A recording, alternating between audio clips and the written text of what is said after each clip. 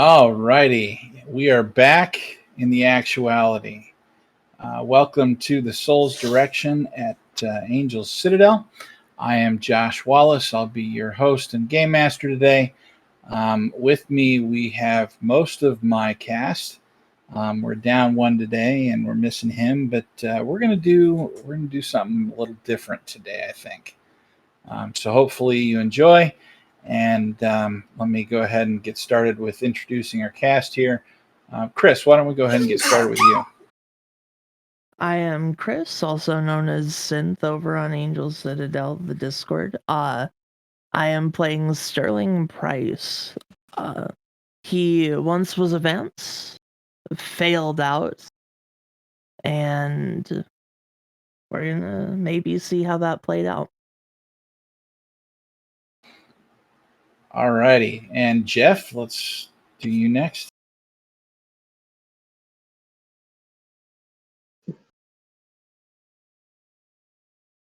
Hi, my name is Jeff. I am playing Albion J. Finch. He is an established wave-hard apostate who walks with a secret companion, whose name is Reynard. And, he's just happy to be here. He's just happy to be anywhere. That's our Albion. We love him. And last but not least, Joanne. I'm Joanne Wallace, the other half of Angel Citadel. You'll find me running around as Angel Citadel Joanne, or Joanne Angel Citadel, because I just changed the whole thing with Discord. I'm playing Claire Thespian, a bizarre gallant goetic who brandishes battle magic. All right. So as Chris alluded, we had some things happen last session. A lot going on. We skipped forward a little bit and did so to stay with the action. And one of the things that we had talked about offline as our group is maybe going back in some flashback scenes and role playing out some of the things that happened, so that you at home could have the details of what we thought and where we thought this was going.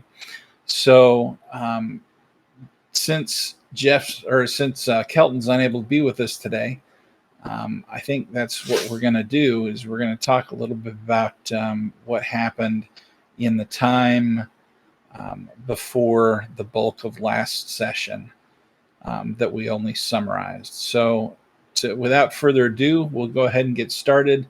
And we'll get started with Sterling. Sterling, you, after having been taken to the green and getting the piece of your soul there, the four of you went and did the same in the blue, being led incredibly well by Billy, who is now very, very much a part of the deeps of sleep and the blue itself.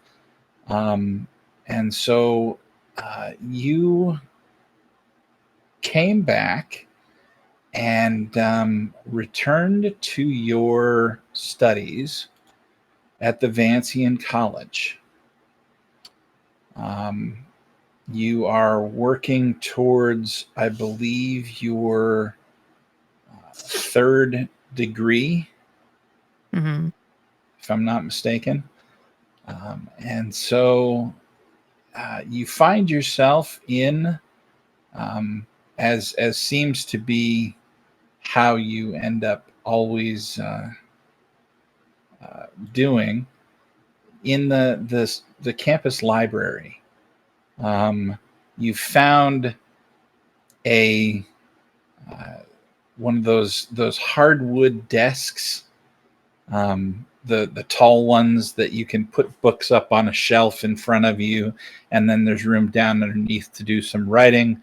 But it's kind of back in a corner in an area of the library where no one really goes. and you always seem to find your way back there. And you wonder why no one goes there, and have discovered that perhaps it's the spiders, because there are several of them back there, 20 or 30. And they've set up kind of a home there, and no one really bothers them, and they don't really bother anyone, but they've become somewhat friends. So you find yourself studying for your exams, and tell me what you do. So I've got probably a stack of 9 or 10 books high on the desk here. Yeah, they're perilously close to not toppling over at any moment. I kind of quickly grab one off the stack, look at it, and scribble down some notes based on it. And I'm studying basically the advanced path of the sun, Okay. or rather a higher level understanding of it. So talk to me a little bit about what it is that this book, that this course is teaching you. This dives more into not what the suns are about, but walking to each one and channeling the magics of each one in a more in-depth way at a higher level than a base Vance would. To a base Vance, it's just about color, but to a higher level Vance, it's about the specific energy and resonance of that sun that you can channel more of. Okay. So what I'm understanding is that you're starting to delve into the energetic paths of magic. More or less. For those of you that are familiar with Invisible Sun, what we're talking about is Book M, and the different ways that magic flows through the sun. Okay, so you're starting down that path, and you've spent, I don't know, probably a good 3-4 days solid after getting back from the blue, diving into that, because you have exams coming up in about 2 weeks for that that advancement, and you want to be ready. And for whatever reason, for once, Phineas has slackened a little bit on his invitations for you to go to parties, either because he's too busy going to them himself and has forgotten, or in a fit of kindness realizes that you have some things to do, and has just allowed you to do them.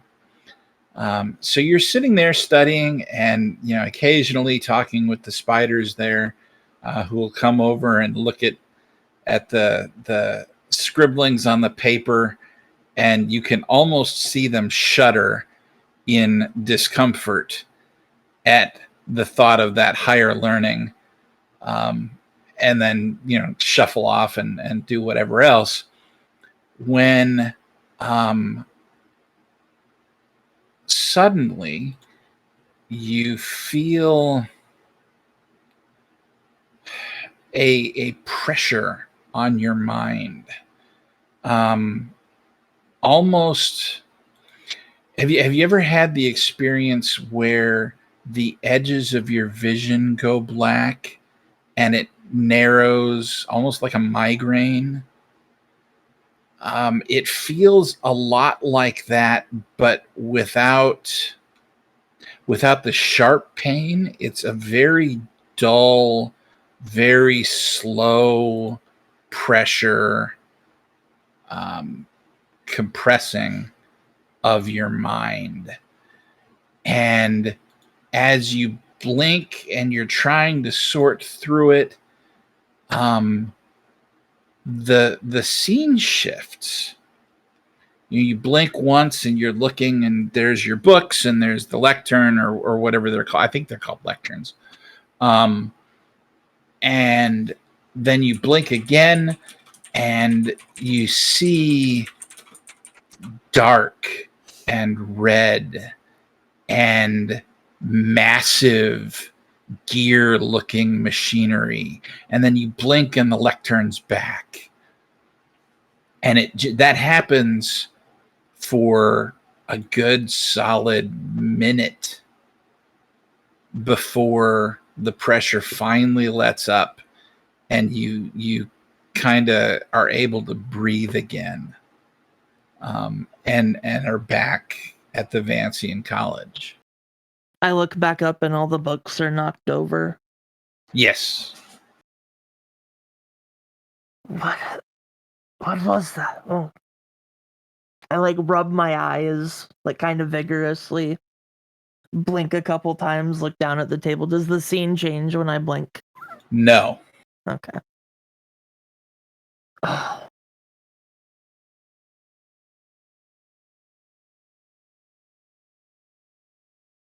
Maybe I should stop studying for today. Perhaps that's enough. I kind of painfully get up from the table because I haven't gotten up this whole time. It's probably been a full 9 to 5 sitting here. Longer than that, and the chairs are not comfortable at all. But eventually, you sit in those chairs long enough, and your nerves go to sleep, and it doesn't hurt as bad until you get up, and then every nerve in your body is like, oh yeah, there was an existence outside of that chair. Here, let me remind you not to do that again. Yeah, I just buckle over, kind of stumble down and gather up all the books. I gather my 3 different sets of notes because I'm taking notes on 3 separate things, only one of them related to the exam.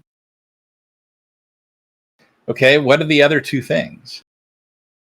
One of the other things is just general observations about suns, because I know we've been going to other ones. So things that I just happen to need to know about them in case I ever go. Like the fact that the red is destructive in a sort of decaying way. That's the sort of energy present there. So I'm aware of it. And also how the path relates to infinity. Because I feel closer to answering that question than I used to. But maybe 10% of the way there. Okay. So I'll go ahead and flesh some of that out. What you've noticed is that all of the suns have both a side proper and a night side, and that there is a different guardian for each side, except for Indigo. And Indigo's guardian has been missing for a very long time. You knew that, but that's something that was in the books that you read. You know where Quiz is. You were told where Quiz is. So there's that. As far as the infinity thing, what you know is that from your reading, somehow, some way, the path of suns and the energies that they represent and the soul of the Vislay are tied together.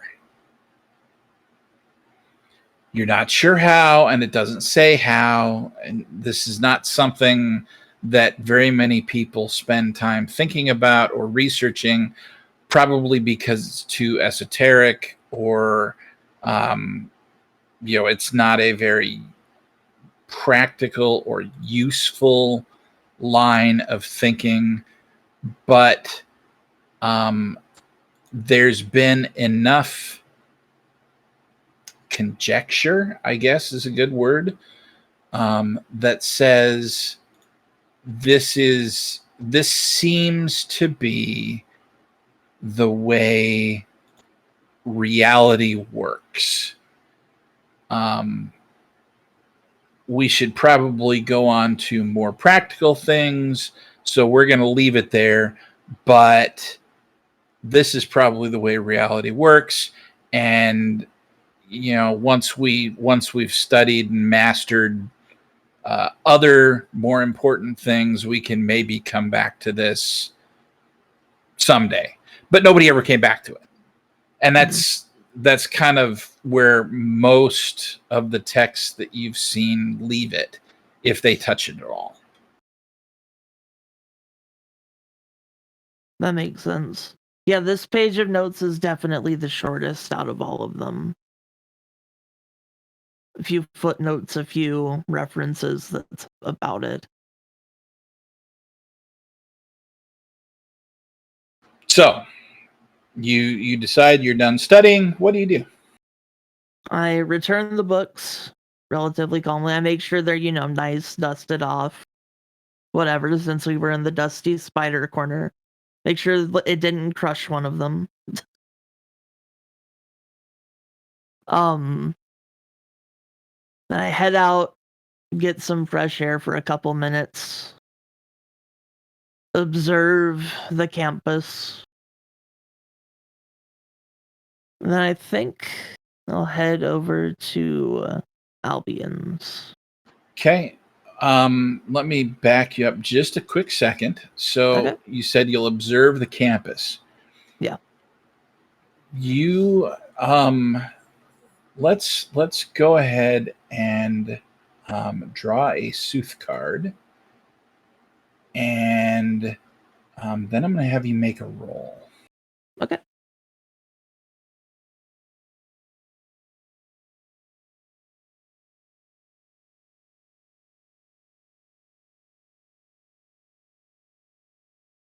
All right, we are at Misremembered Dream. Mysteries, rats, mirrors, stone, confusion, mistakes, change in identity. Dreams are strange constructs of our subconscious, made stranger still because we don't remember them clearly. Some say that in shadow, people's dreams seem strange because they're remembering the actuality. And in the actuality, people's dreams resemble the mundanity of the gray. This is at least in part true. But of course, like anything having to do with the deepest reaches of the mind, it is much more complex than that. The line between memory and dream is already tenuous, but the memory of a dream, or the dream of a memory, who can count on that? Yeah, yes, there were rats coming out of the mirrors in the sky in my dream, weren't there? Mm-hmm. Okay, so as you walk out of the library, you walk out, and it's a scene that you've walked out on dozens, if not 100 times.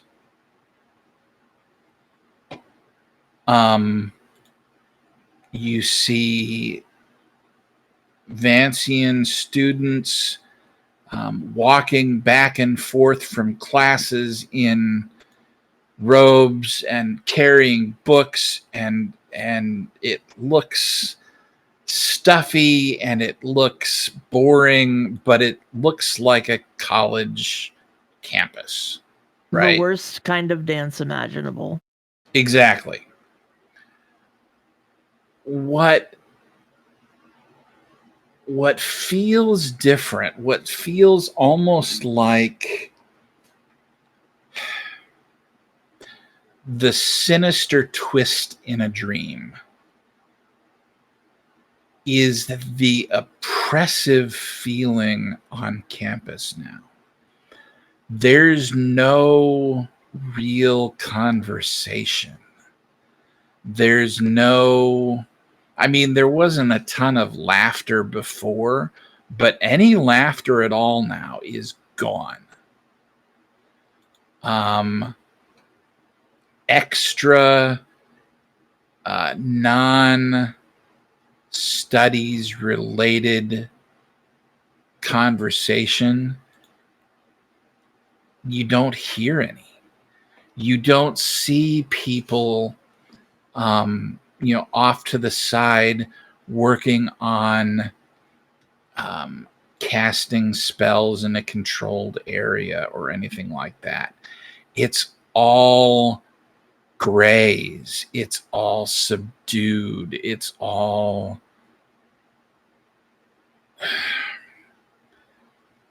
oppressive and depressing. And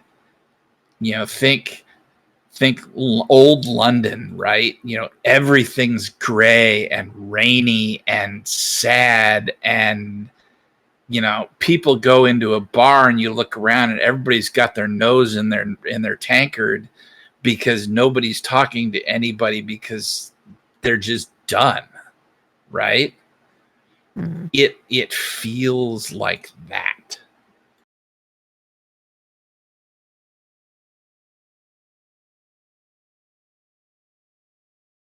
I can't help but just like look around and think, what happened.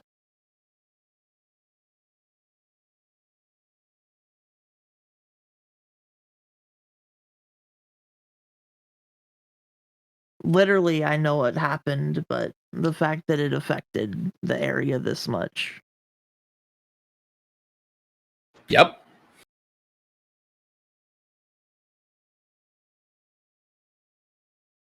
It is quite the sight. Like, I just kind of quietly look around, shake my head, and, wonder. Just wondering what happened to everyone, aside from the obvious events. Just what about that really did it? What put the nail in the coffin? Well, and right, so the people there, they seem so, I don't want to say that anybody seems like this, but they seem so natural in this environment, like they've always been there.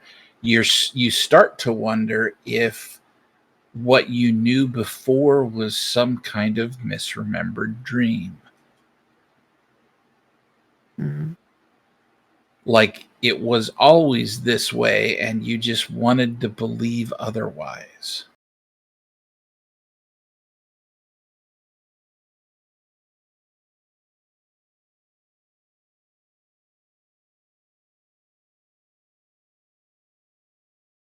As I begin heading probably out, I just wonder if it's worth it. But wonder if I should have ever bothered with this. I can't answer that for you.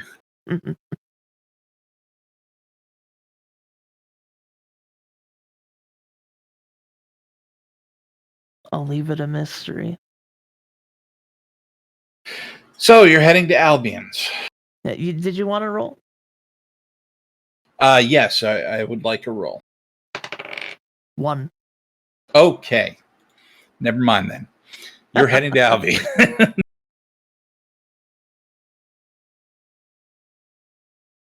Albion, there is a knock at your bomber. Okay. Albion is cleaning the dishes and takes the dish towel, dries his hands, sets it beside the sink, and goes to answer the door. As he's answering the door, he is in the middle of taking off the apron. He has a blue and white striped apron. It does have a little bit of a ruffle along the edges on the bottom part, but and a pocket in the front that's always full of just so much random stuff. But as he's taking off the apron, he reaches into the pocket and pulls out his pipe, and he sees you and he says, "What? Well, Sterling, why? So nice to see you. Why don't you come on in? Let me get myself together." It And smells wonderful in here. oh well, I just I just had some guests. Uh, there were some strangers that I met on uh, at the bar earlier, and down on the luck. Seems like a lot of people are these days, and I brought them over to get them something to eat. But um, have a seat. I will be right back. I take the apron over my head, go into the kitchen to hang it up in its proper place, come back into the room, and I open my closet and pull out a cardigan and shrug into my cardigan and light my pipe. Uh, was Raynard keeping you company while I was in there? He's been all over the place. Of course he has. What brings you by, friend? It's just been a long day of studying. I figured you'd come over to a good friend's house, decompress a little bit. Maybe do something a bit more productive than stare at a book all day. Oh, well, I do have. It's not quite as I remember it from Shadow. Uh, the only thing I've ever found that I cannot get to be as good here in the actuality is a pecan pie. They don't grow here. I've tried and I've tried to duplicate it with magic, but it just does not work as well here. So I feel like I might have hit the pinnacle.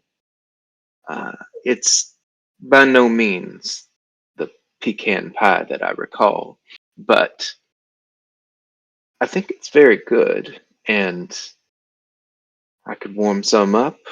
Nice pat of butter on top, and put on a pot of coffee if you like. Huh, that sounds lovely. Excellent.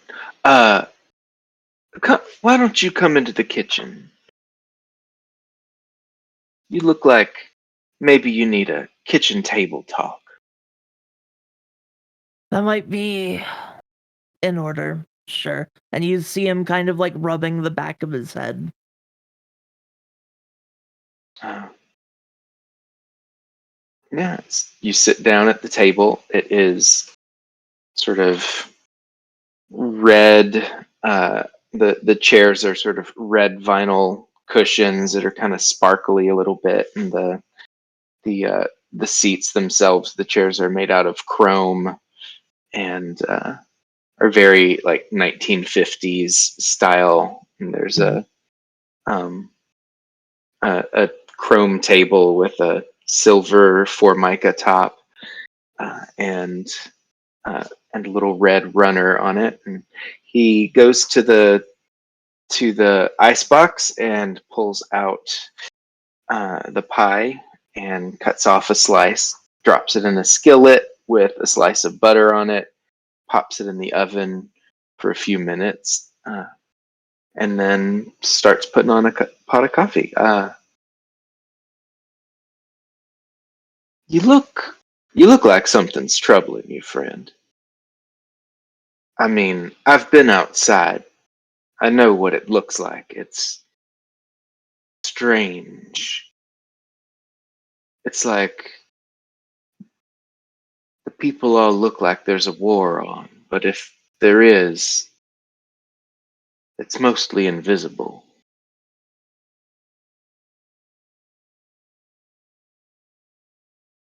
Yeah, I wonder if it's always been that way. You know, uh, but this sounds strange, but I wonder if perhaps the world we remember is just a misperception. I It's think so weirdly natural. It's too natural, almost. Like they've been doing it for decades, millennia, even.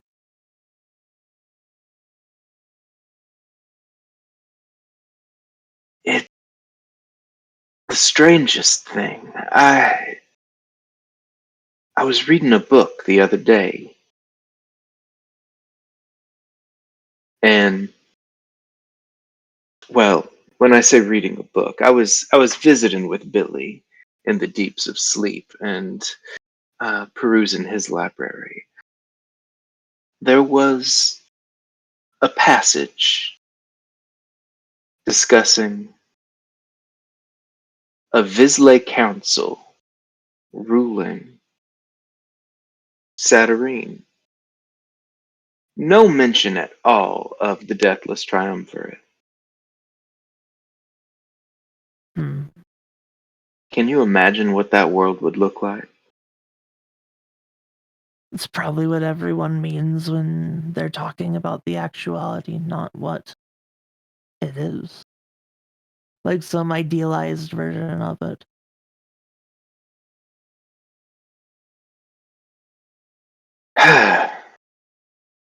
Yeah, it would be nice to feel like we were living in a city whose rulers and whose agents are working for the betterment of the city instead of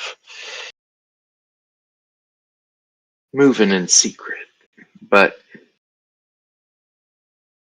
this is all I remember right now. Who's to say tomorrow we won't wake up to a new world? Wouldn't that be nice? It certainly would be. Uh, Reach into the skillet with a pot holder or reach into the oven with a pot holder to pull the skillet out, and I slide the pie onto a plate and set it down in front of you with a fork. And I say, now try that. That is as close to perfection as I have yet come with a pecan pie. However, I'm going to keep trying. I got to make it perfect. If it's not, then it's still worth it. But it's always worth the effort to make it a little better, don't you think? Anything for a slice of pecan pie. Pick up the fork. Take off a bit. Does it look like a regular pecan pie or does it look a little different? The pecans are a nut that is found in the green. It is the closest nut that Albie has been able to find in the actuality to a pecan. It it's it's more nutty and less buttery, which Hmm. is one of the reasons Albie has melted butter on top of the pie for you. But it's pretty close. Sterling kind of takes a bite a little excitedly. He grabs a big piece, like he's not like afraid of it. He takes a big piece, eats it fairly quickly. And just sort of like closes his eyes for a second. this is really good. It doesn't remind me of home, but in a good way, if that makes sense. It's very fresh and bright compared to what we used to get at home. But I think that's not a bad thing here. You know, a pecan pie can get really like you get halfway through the slice and you're done. You have to really like commit yourself to eating the whole thing. This I could probably eat half the pie and still feel decent. Oh. So what is it about home that wears on you? Is it I've seen the way that you talk about your studies. Doesn't seem to be bringing you the same kind of joy. Do you think perhaps you're staying with it because your mother is so involved in the Vancian campus?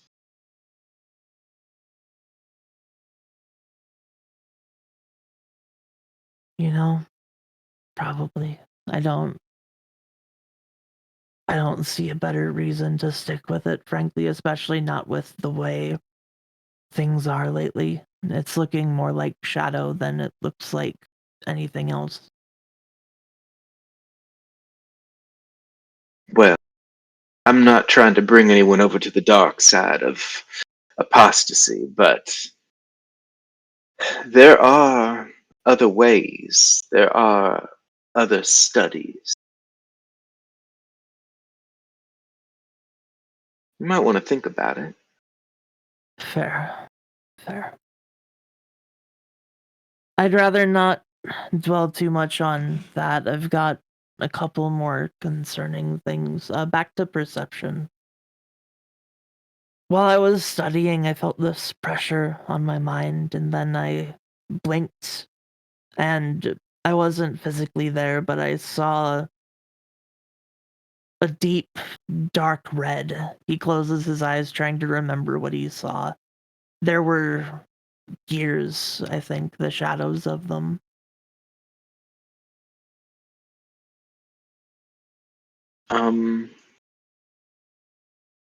Based on this description,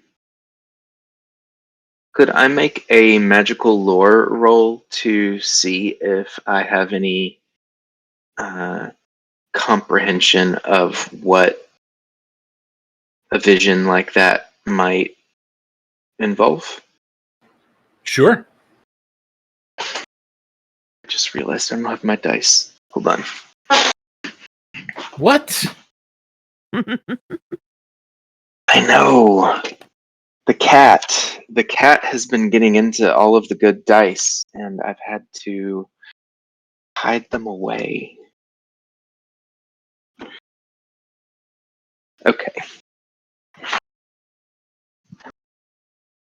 All right. I'm gonna spend Benet on this and a hidden knowledge. All right. Been Where's reading up. that hidden knowledge coming from? Yeah. I've been reading up a lot at Mentor Square about the different suns All right. and what we might find there when we go in search of the missing pieces of our souls. Let's see, is that the... Oh, yuck. Okay, so that is magical lore. I have 3. I added a bene and a hidden knowledge, so I got a 5. I rolled a 0 on the die. Okay. So with a 5, that's not nothing. You're going to be able to understand that there are only a handful of ways that you can have that sort of a vision, I guess. If there's been you've come across writings of Visley splitting themselves and sending portions to other realms to where they can see and act in two different places at the same time and switch between them. You have seen spells that will allow you to perceive another place. Most of them are you can do that with somewhere that you've already been. Some of them are like random, like channel dialing on a radio, you know? And you've even heard of a secret that allows, or that sounds almost like a yoga or a Buddhism kind of a concept where you open a third eye, and it's a literal eye, not a figurative one or an energetic one, or maybe it is an energetic one. There's not a whole lot known about it, but supposedly you can see it and move it and leave it and observe and then pick it up later, and you're the only one that sees it. Okay. But this is Saturnine. This is the actuality. There's all kinds of weird stuff, and there's stuff that people haven't invented yet, right? So this could be one of those.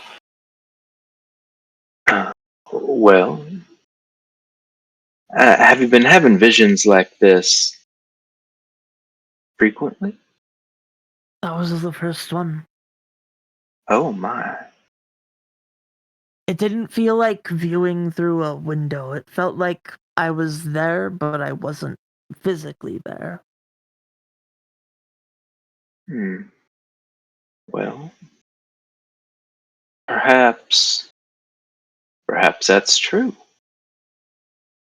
Perhaps there's a piece of you out there in the actuality, something separate even from our souls, that's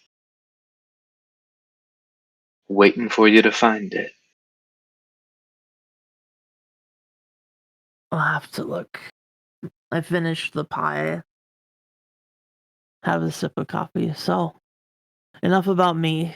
How's the, I hear you've been trying to start a business. Or get close to Well, starting one.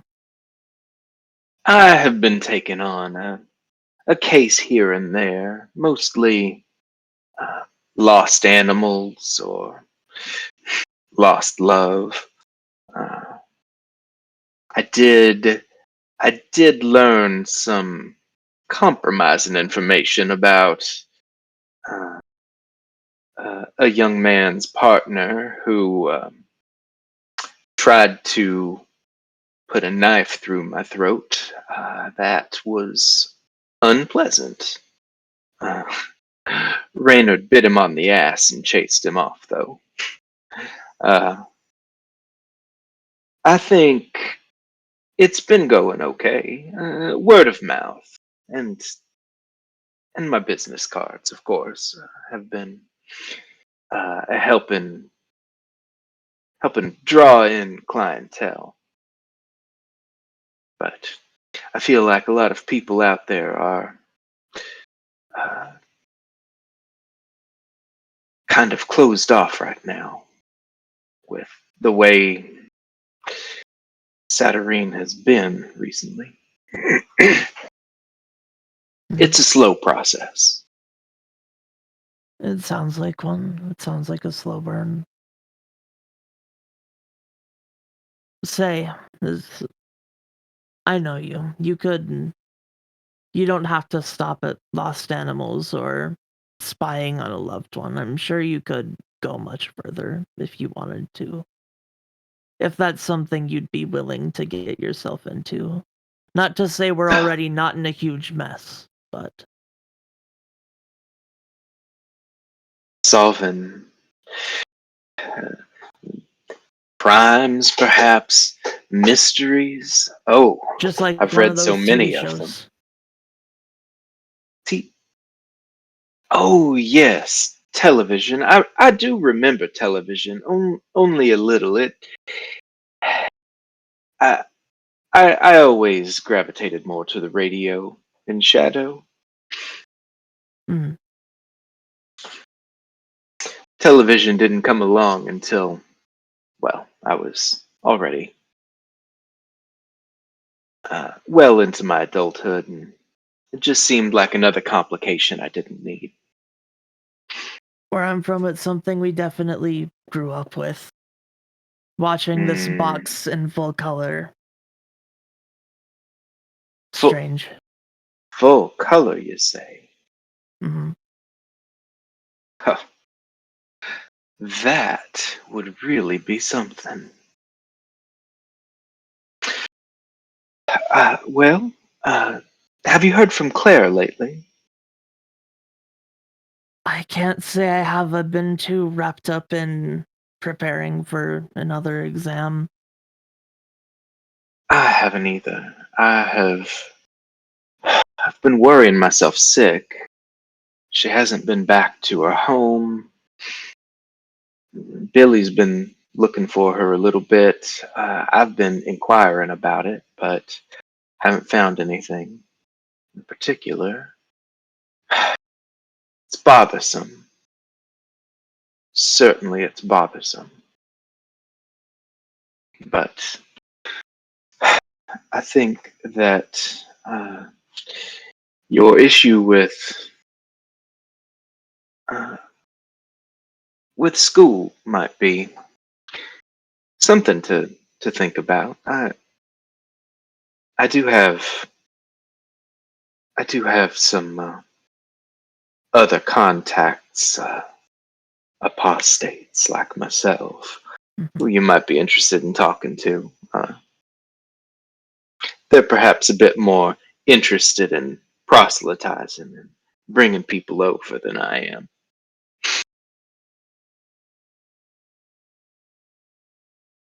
I'm happy, but I'm not. Um, I'll tell you what though. While I am still indeed advanced in both mind and spirit, I think I could use one of my connections to help you a little bit. I could have a group of interns or something, maybe get you a device that'll help with the investigations. Turn it into something a bit more official. A device. Oh, I'm not sure of I'm. what. I'm not an investigator. I just. I'll be honest. What with people talking to me about saying that I was a maker.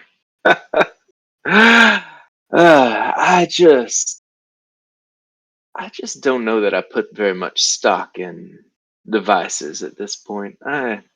Perhaps a spell? We can't really develop one, but I'm sure they could dig up some general spell you haven't heard of, or some type of incantation. Oh, I'm sure I'll be okay. I just need to put my nose to the grindstone. I'll find some kind of information, some whisper.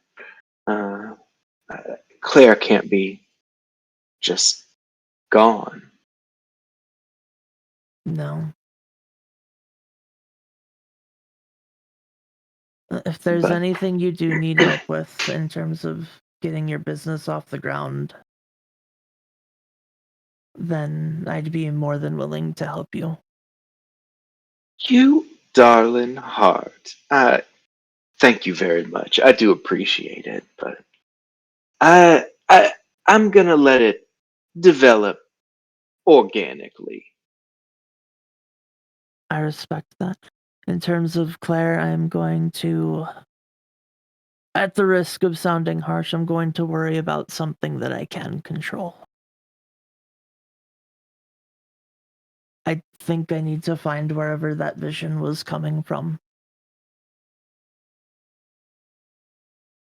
If that's what's pulling you, then that's where you should go. Dark red, do you think that means anything? He has a bit of a rhetoric tone in his voice. Well, obviously, at the risk of being a little on the nose, it does sound like it might might be somewhere under the red sun, I or think if a perhaps brain even was going to play the tricks on night me, it side. would be literal. The night side. Interesting. Perhaps it But I is. haven't heard of any engines of destruction like you that look like you described. I would assume they must be engines of destruction if they're in the red. But I've also never looked into the matter, so I have little to no expertise in engines of destruction. Can't say I do either. Hmm. Well, perhaps that Vancian library that you like to hang out in is a good place to start. I think I'd rather get some field knowledge. Hmm. Well, good luck to you on that. I perhaps will venture out into the red at some point. I suppose I must, if I hope to get every piece of my soul. But destruction, that just, that doesn't really. What did I hear someone say the other day? That doesn't really fit my vibe. I don't know if it fits anyone's. There's a whole sun full of people that might differ with you. But I do have to get going. I promised a friend of mine that I would meet him for a bottle of wine. You're welcome to join if you like. He is a bit of an unpleasant sort. He's a sailor on the Alone. Uh, he has a lot of good stories, and I do love a good story. And he is handsome after a fashion. So, but uh, again, you're welcome if you have no other place to go. I think, unfortunately, I do. I'm gonna. I don't know if it can wait for rest. I need to go and see if I can find whatever that vision was. Well, I assure you it's for the best. uh, that you can't go with me, I mean. As far as your vision quest, I hope that it yields the ripest of fruit. Thank you. I'll get up, wash my own plate. If you attempt to stop me, I'm gonna just like hold out my hand, like holding you back. I take out some parchment paper and cut off another slice of the pie and wrap it up and tie it with some twine and say, for the road. Thank you. I'll leave behind a small bottle of alcohol that I picked up. Probably a decent whiskey. Oh, well, thank you. I think Billy might enjoy this if I can ever get him to come over. I'm still not entirely certain that he even tastes food now. He says it's fine, but when you're all dream, what what must that be like? A wonder, I'm certain. It was so nice to see you, Sterling, and I do hope that this journey takes you somewhere that you need to be. I hope so too. Because happy and not happy is the human condition, but it's also a confusing place to be. Mhm. You know, I'm glad I stopped by. I can always really count on you. Well, I do hope so. Just wish that Claire could right now. Anyway, it was wonderful to see you, and good luck with your journey. And good luck with yours too, whatever your journey may be. I put on my fedora and I tip it toward you as I walk us both out and hail a cab.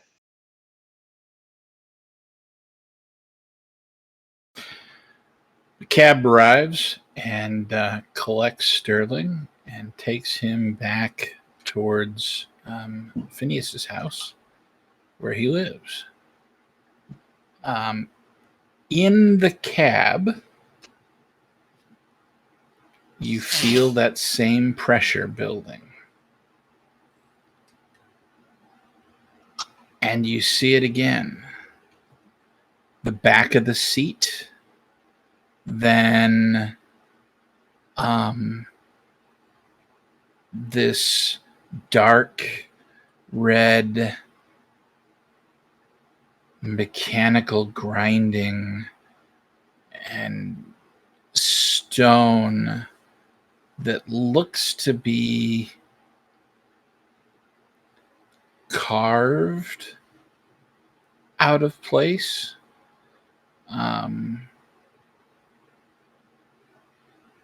Not like flagstones or anything like that, but like somebody carved a hole in solid rock. And that goes on for a minute and a half before it stops again.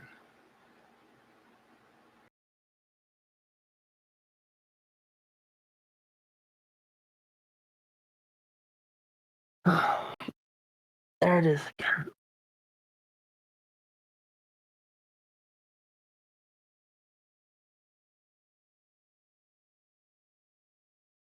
The cab driver probably hears me. I don't know if it can hear.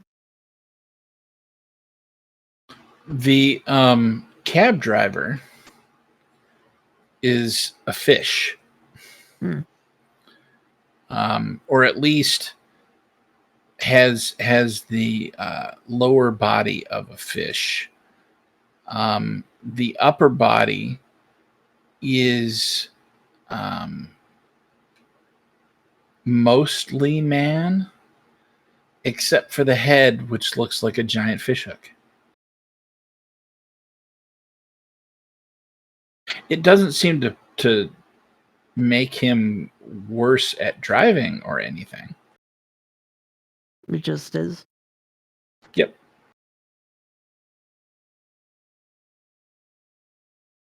I exhale sharply and deeply.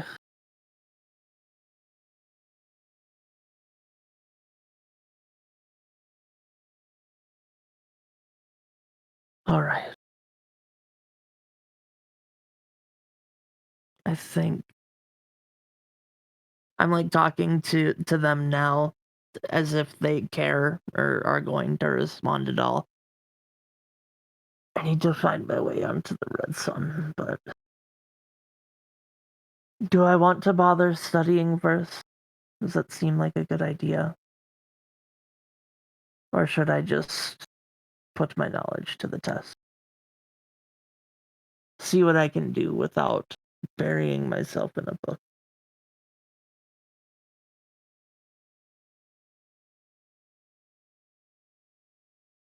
The hook shifts slightly like he's looking in the rearview mirror at you, and then he goes back to looking out the front window. I look back at him almost as if making eye contact, Mm-hmm. air quotes. Then I look out the window. I see all the gray and just the depressing atmosphere. I soak it in for a moment. I think I'm just going to go. Okay.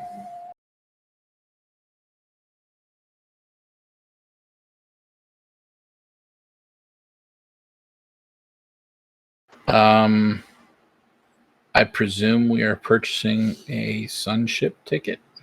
Not yet. I'm gonna head to Phineas's and just rest for the night before I do that. Okay. Presumably he's not there. No, he is not. I'm going to, in my kind of nighttime, midday, whatever point it is in the day, Sterling doesn't know or care. It was probably like dinner time while I was at Albion's, or just after dinner time. I'm gonna head into my room, scribble down a couple notes for Phineas, pin them up on his door on the inside, and head to sleep. The notes just say, I'll be heading into the red tomorrow.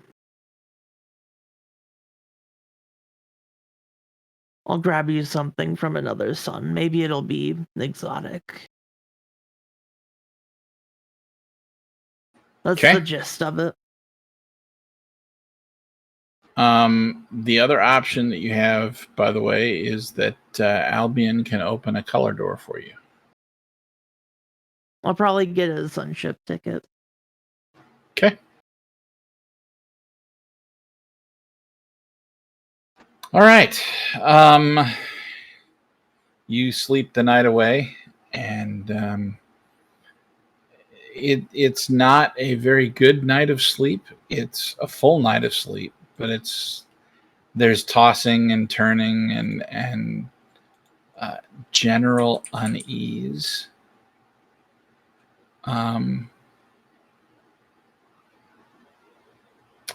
The following day, you can go and get a ticket for whenever and leave.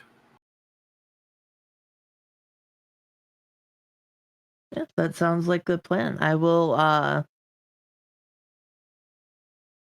leave behind the rest of my money for Phineas and another little note that's just like, in case I don't come back, here's rent for a month or two. All right.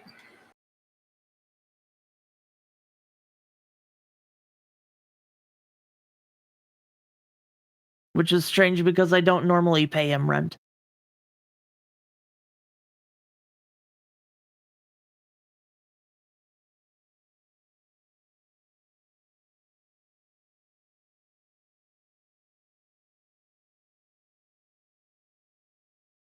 Off All right. to the sunship. I leave myself enough for a ticket there and back. Yeah, it's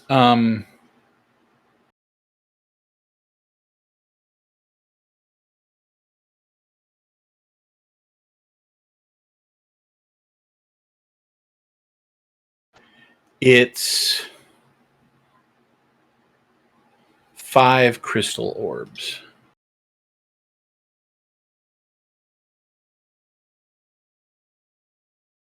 I'm sure I have plenty more than that. Oh no, the ticket, yeah. Yeah. I'm like, wow, rent's only 5. No, rent's more than that. Yeah. I will pay for the ticket. and hop on the next ship.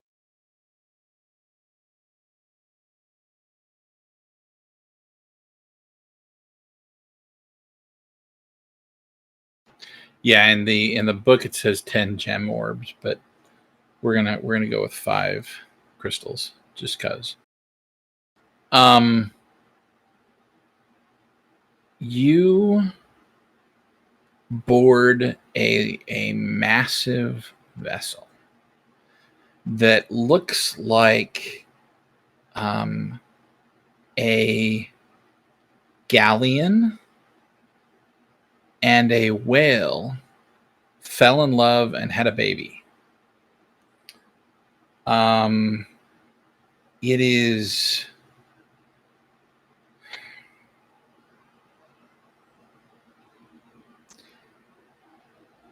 is built up in the center of its back to where, much like a ferry, it has 2 levels, and there's bench seating and windows, and there's even a vendor that sells food, and one that purports to sell things that the wardens might want. Fine print under that sign says use at your own risk. So there's that. But it's a not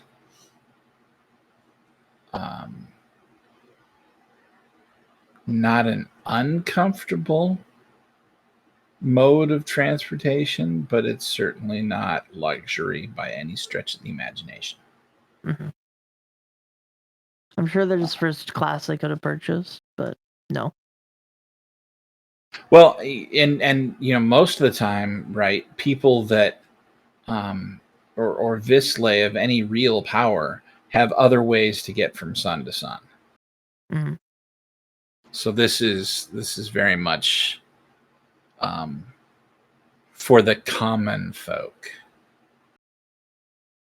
Here, allow me to snootify that remark. For the common folk.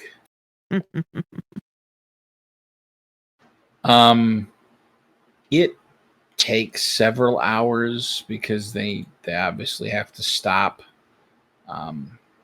But you end up at the Gate of the Red.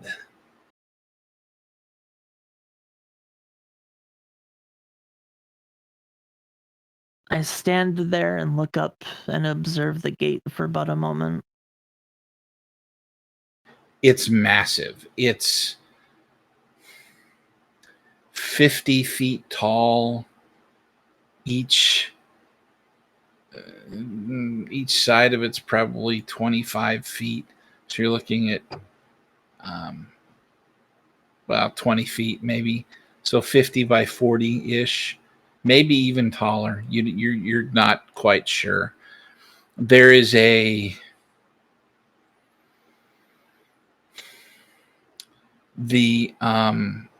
heat wave effect, like in a desert or on hot asphalt, where it's wavy and blurry.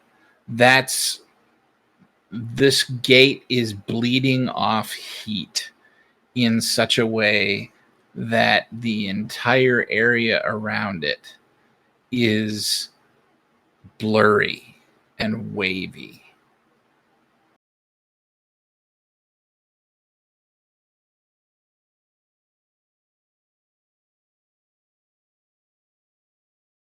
I'll step forward, just slipping off a bit of my the bits of my robe that can come off, like the decorations and everything. Okay, what are you doing with them? Just throwing them in a bag. It's too hot. Fair enough. You step through the door. There is a deep red glow. And as you do so, you find yourself in a massive audience chamber.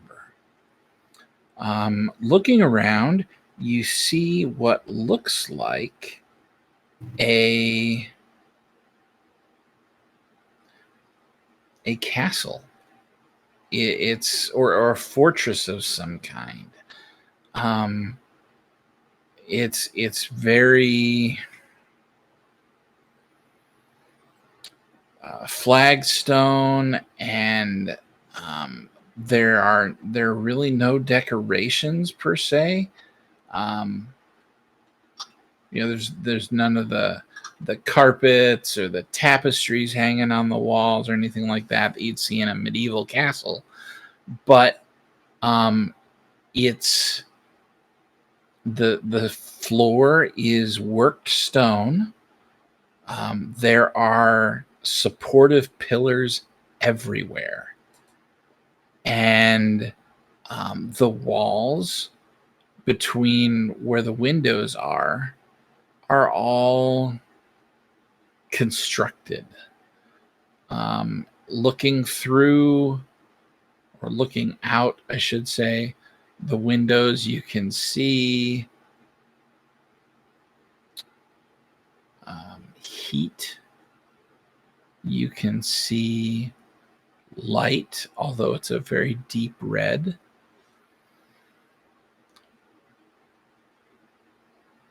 And on the throne of this palace, this keep, whatever this is, you see a towering, probably 12, 13 feet tall, muscles for days, a mottled red and black or very, very dark gray skin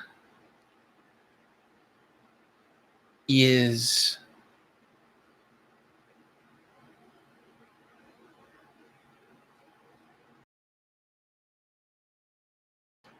how do I want to describe this? He's or rather she is wearing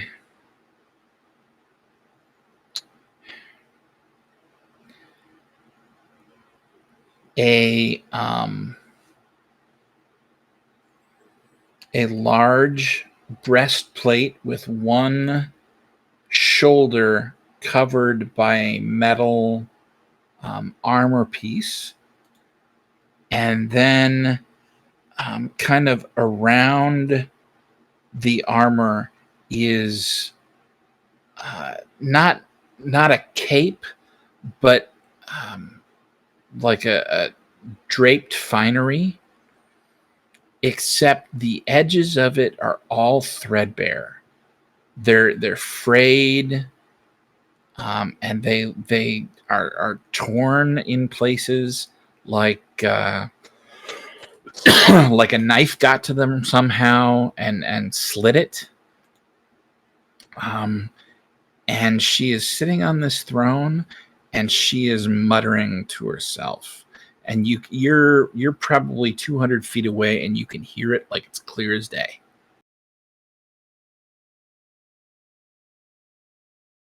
And you know that this is Deumi, the warden of the Red. I will walk forward at a bit slower than moderate pace. Can I hear what she's muttering?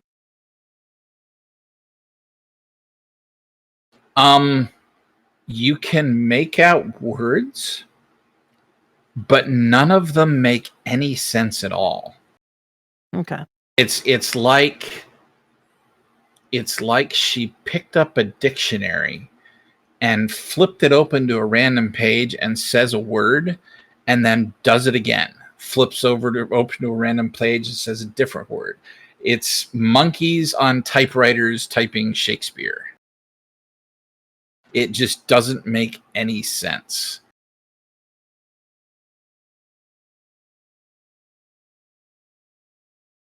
All right. Once I get about, thinking what a reasonable distance would be, probably about 50 feet away, I will kneel, stoop my head, look back up. Pleased to meet you, Daomi.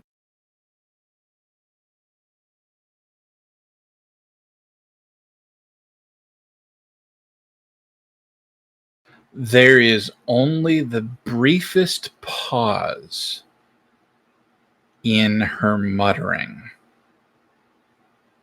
as evidence that she acknowledged you before she goes right back to it.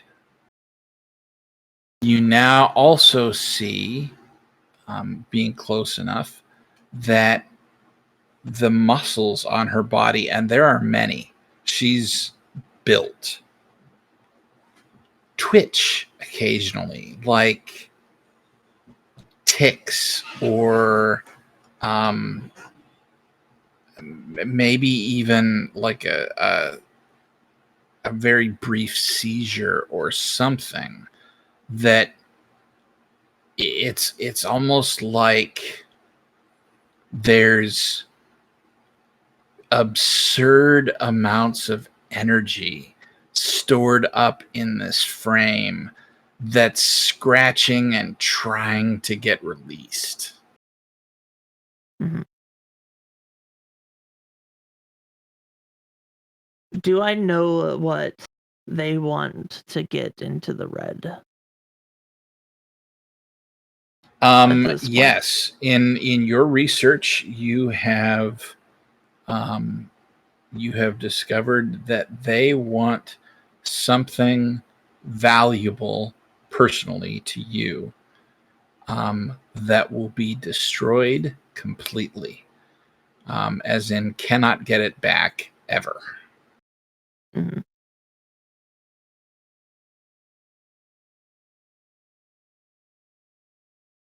I look through my few and far between belongings, and I'm just standing there in front of her, riffling through all of my stuff.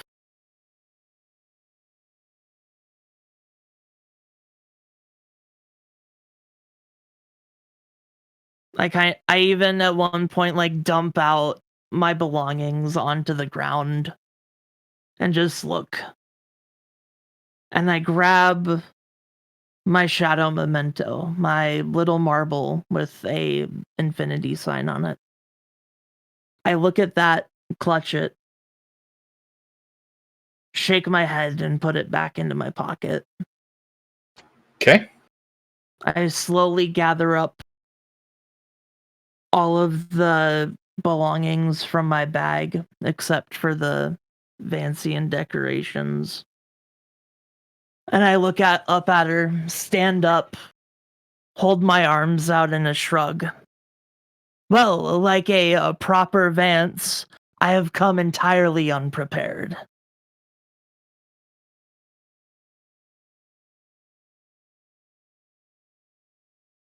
I am afraid I have nothing physical I can give to you.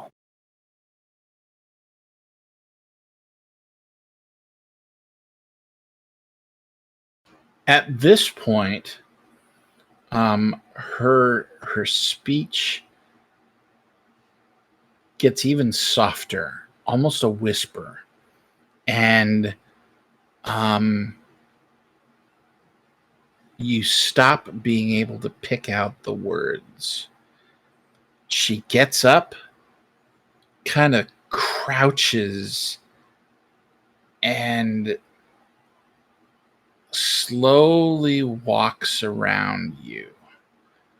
And when I say walk, I don't mean, she gets up and strolls around you. She's almost dancing. Or maybe going through like a Tai Chi kind of a kata, you know? She's always looking at you, but her movements are deliberate and not natural, not walking per se. And then she finally gets back around to facing you again, and she holds up one finger. That finger has a nail that stretches out another 4 or 5 inches from where her finger ends. And she reaches up and she starts dragging it over her forehead slightly. And you can see a very small rivulet of blood as it drips down. And then she turns and she reaches it out towards you, in a very slow, very deliberate, very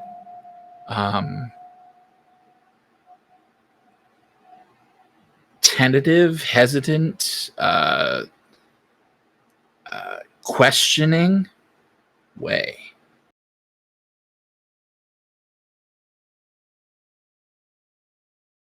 I sort of stand my ground, look down, and shudder a little bit. Blink a couple times, clench my fists, unclench them,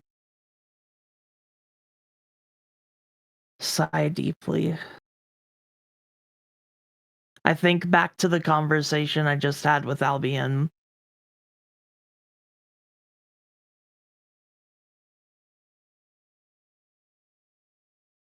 Okay.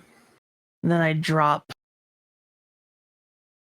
down onto my knees, pound the floor a little bit. Look back up. Take it. I'm tired of knowing. I'm tired of knowing all of it. Take it. Get it out. Get rid of it. The finger reaches out and the nail touches your forehead and your body shatters as she drags the nail over and over right in the center of your forehead. And out of your forehead comes almost a liquid tendril of gray that swoops and swirls around her finger as she scrapes where your head was and the shards of your body are now. And that goes on for several long moments. And you feel nothing but pain. And then it stops. And your body rushes together again. You see her lift the finger to her lips and take a long, slow lick. And then turn and walks back to her throne.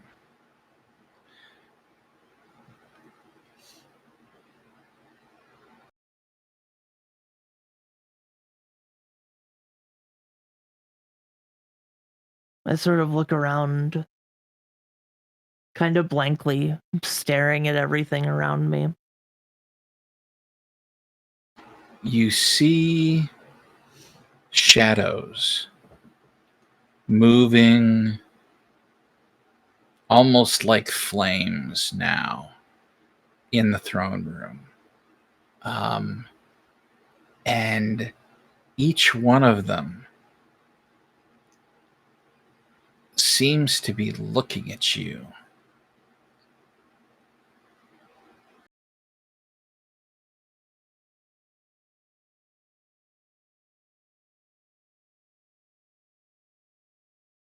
Slightly panicked, I look at all of them. You can talk to me. I like to talk. You can talk to me. None of them talk back.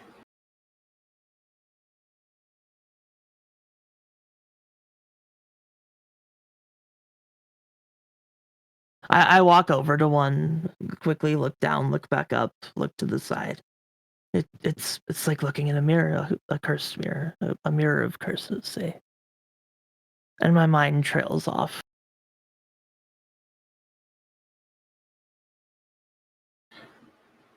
The shadow does not shift the way a shadow should when you walk over and change the lighting, and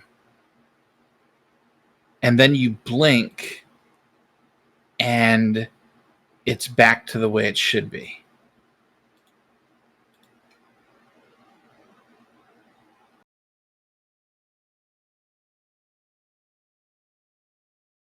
The transition was almost like the visions you've been receiving. Mm-hmm. Not quite the same, but it's almost like you were seeing it and then you're not seeing it, and when you're not seeing it, it's back to physics and reality that you understand. Or do I? I turn around, walk away, and then I look back after I've walked away for a moment. I can see right through you, as all things are. And then I walk back towards... I assume the way into the red is by the throne. It is. There is a large door that is now opening. But Daomi stops and stands up as she looks at you and stretches out her hand, and that door slams shut. And a much smaller door appears off to the side, along a wall that was bare before. It didn't have anything on it. Mm-hmm. And it opens up instead. And you see stairs.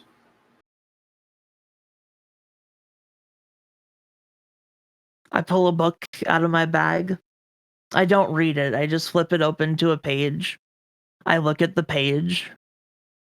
When one door closes, another door opens. I shut the book. So it is written, and I walk through the door. And that's where we're going to take our break today. So we'll be back here in about 10, maybe 15 minutes. And we will figure out where this leads our friend Sterling Price. Thanks for joining us. Stick around. We've got a little bit more left to go. And we hope you're having fun watching as our Vislate explore the actuality and their soul's direction. Thanks.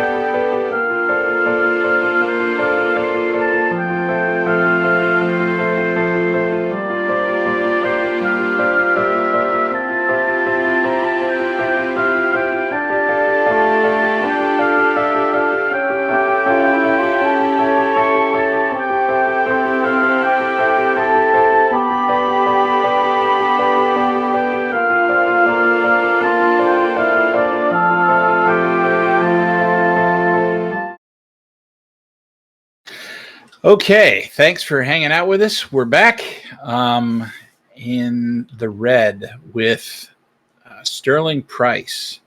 So you head down the stairs in Daomi's palace or home or whatever this is. You're not quite sure.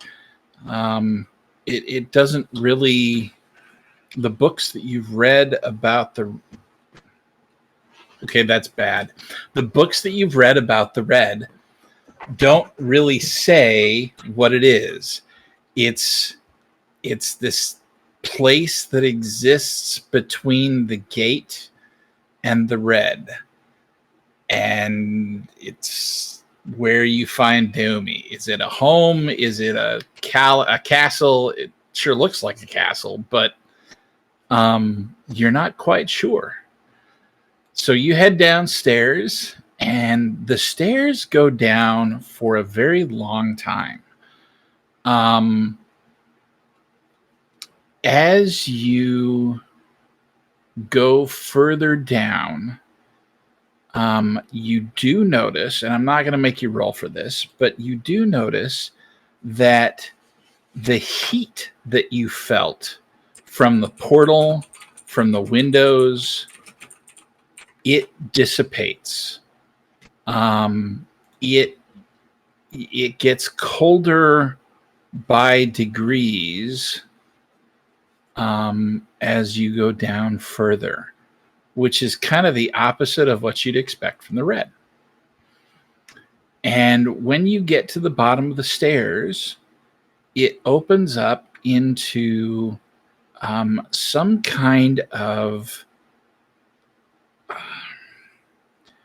a mechanical like room.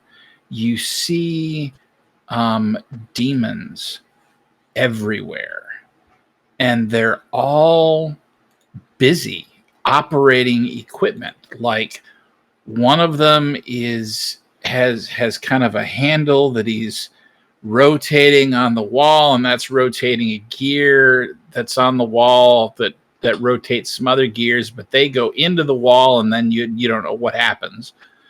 And some of them are in the center pushing a very large gear in a circle. Kind of like you used to see donkeys or horses or whatever do as a threshing stone. They're all working. They don't seem to be complaining. They don't seem to be upset. They just are doing what they do. And there's probably 25 of them in this room. And the room is massive. It's at least as big as that throne room. Not as tall, but square foot area, it's at least as big as Daomi's throne room. And there are several doors leading out of this room.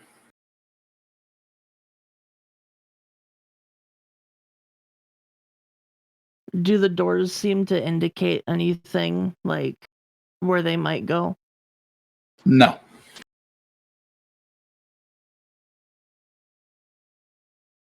You do notice that they are all metal. And that unlike what you've heard and read about the red, none of the gears or the handholds or the doors or anything seems to be deteriorating at all.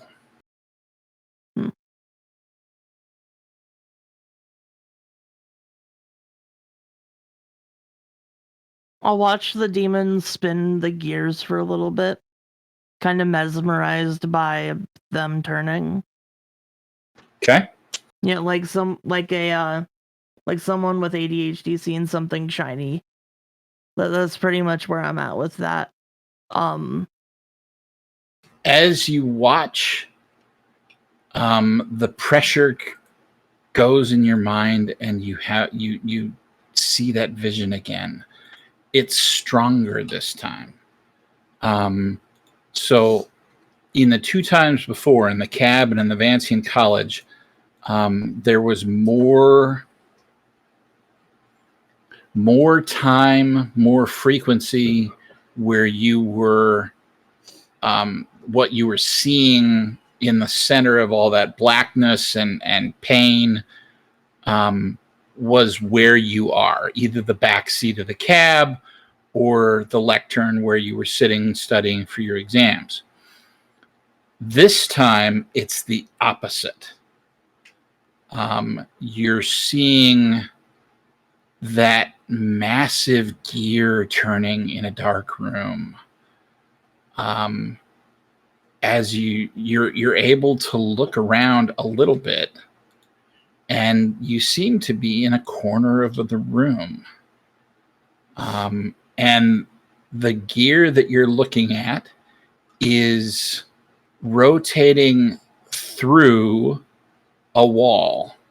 Like the wall got cut to fit the gear that was oversized for wherever it's spinning, right? You don't see the whole gear. You don't even see the center of the gear, but it protrudes into this room, and you're watching it. And that lasts for about 2 minutes. And then the pressure goes away, and the blackness around your vision kind of recedes, and you're back fully where you are.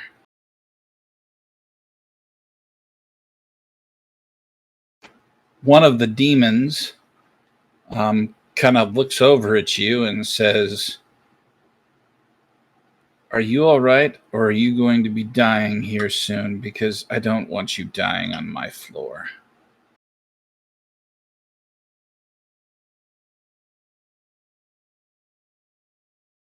We're paid to do what we're doing, not clean up dead Visley.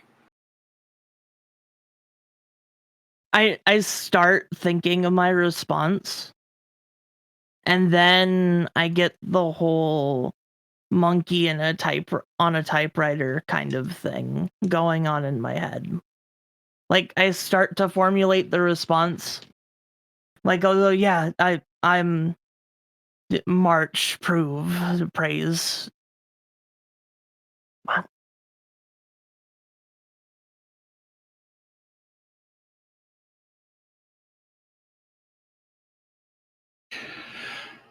The demon looks at you for a second, and then turns and says something in a very guttural language that you can only assume is demonic. And about 5 of the other demons start laughing and then go back to what they were doing. I'll start laughing too as I walk towards one of the doors. Okay. I'm going to go ahead and pull a card at this point.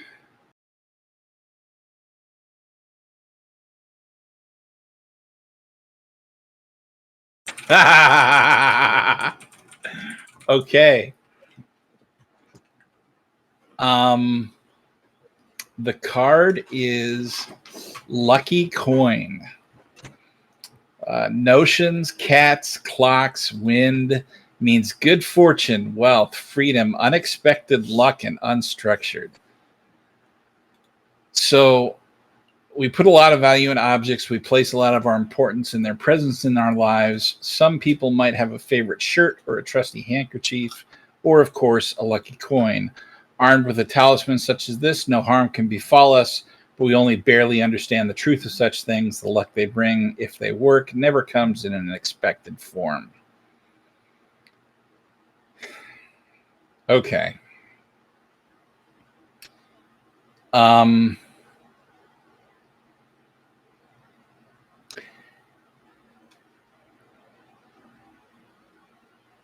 You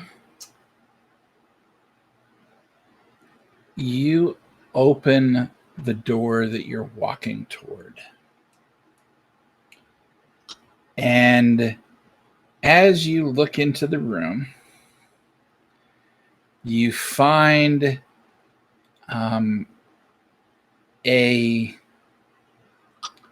stack of books on a table. The table's up against the wall. It's not unlike the lectern that you were studying at, actually. It's not. It doesn't have the upward shelf or anything like that, but it's an old wood, and the chair looks every bit as uncomfortable as the one that you would sit on in the Vancian College library. You see books and papers, and there is a small, what looks to be a leather-bound journal tied up with a strap sitting on top of the loose papers.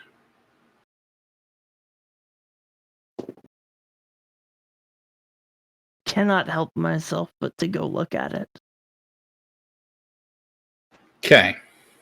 The deep within me just wants to see what's in the book. Okay.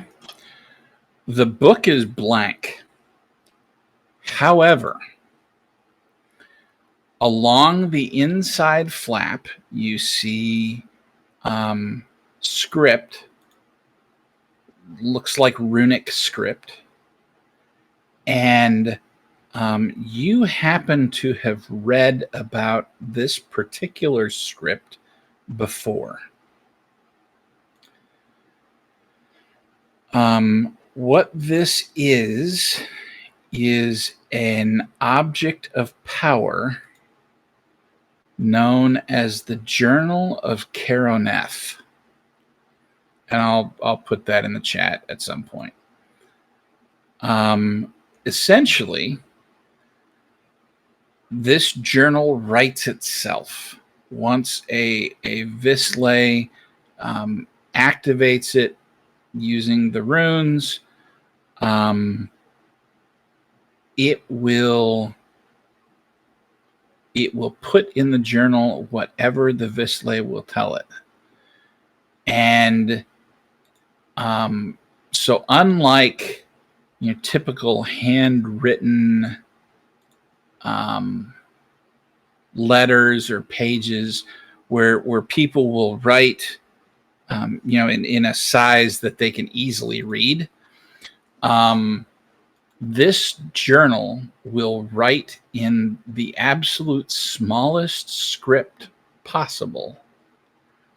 However, the person that uses the journal, the person that activated the journal, can read it no matter what. So it stores information for the person that activated it in real time and doesn't use up as fast as like a regular journal of standard pages and regular handwriting would.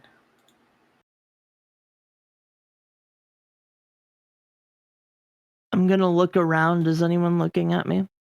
Nope.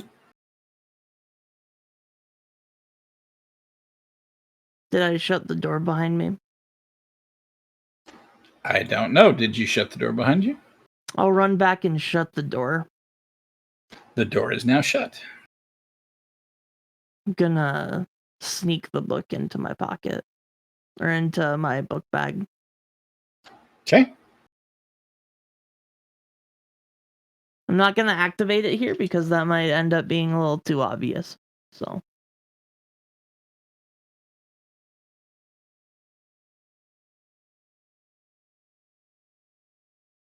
Yeah, I'm just gonna pocket it, and then the runes were like in or on the book, right? They're not somewhere else in the room. No, they're in the book. Okay. So like you open it and you've got the end pages, right? Yeah. And then they're surrounded by a little bit of an overlap of leather. They're inscribed on the leather. Okay. I just wanted to make sure I could activate it elsewhere before I didn't.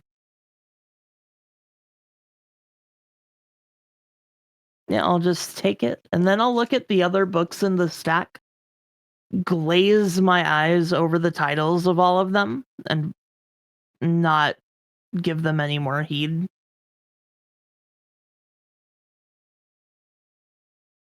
As if I'm tired of books. Okay.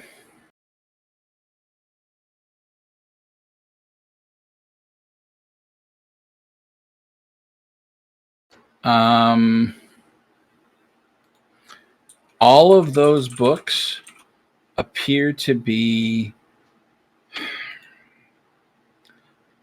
let's see, how do I say this?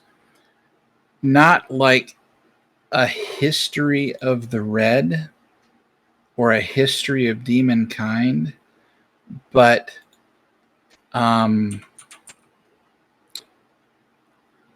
more like a travel guide. So the things that you'd find in there are the things that you'd see on the entry in the red in the path. It talks a little bit about various places. It talks a little bit about various people that you find there, etc., etc., etc.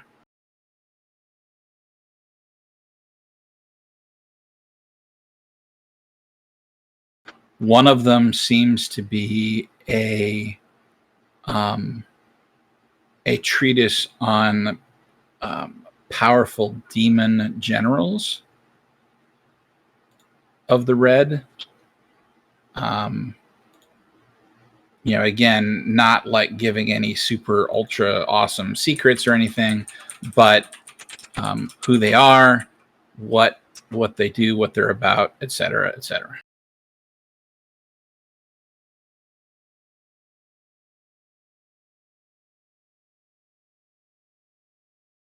I'll run my finger over the title of the book.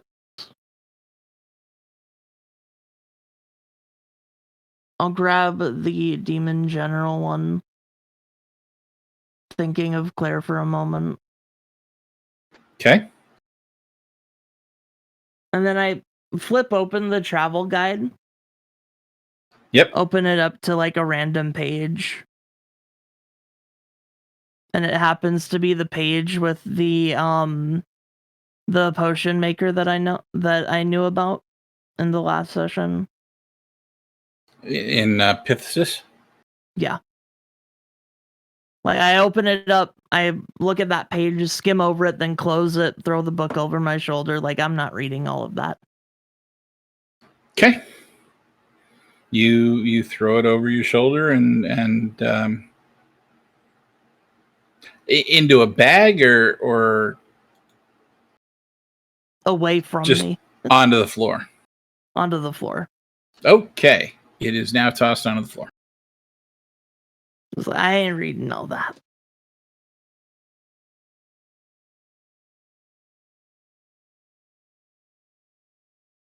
And I will continue on my adventure for this vision.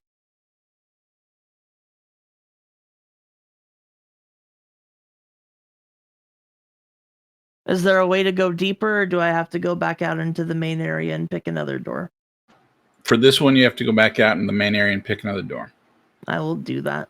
You spend the next hour and a half checking doors, going through passageways, and eventually you do find the room that you've been seeing. And hovering in the corner of that room is an eyeball.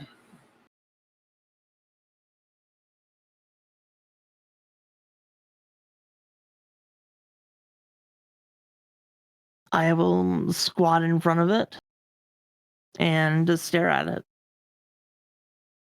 Does it stare back? It does.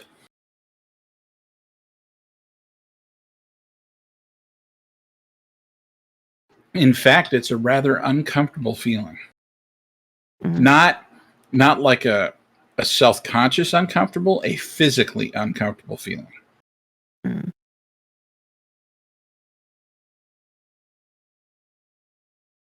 I'm being watched, but 10 times worse.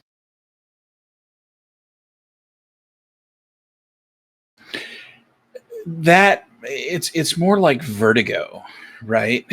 The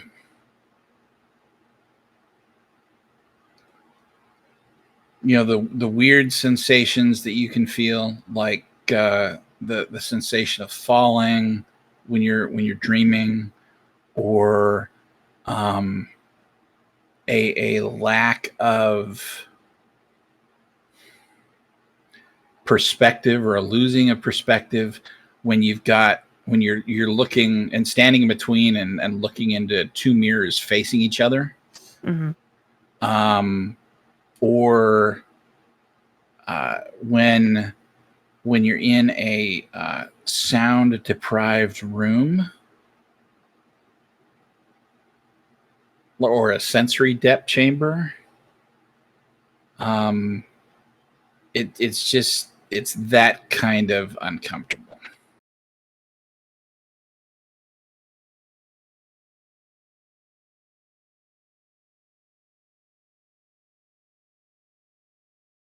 I try to like formulate a sentence, but nothing happens in my head. Okay. And I will claim this eyeball with a sort of like quizzical look, as if I'm curious as to what it even is. Okay. You reach up and touch it, and it moves. It's kind of floating on its own, but you sort of guide it or take it into your hand. I'm assuming whatever. Either way works. And you bring it back towards you, and it's there. Yep, and I have the glove where I just slot it into, so. Okay.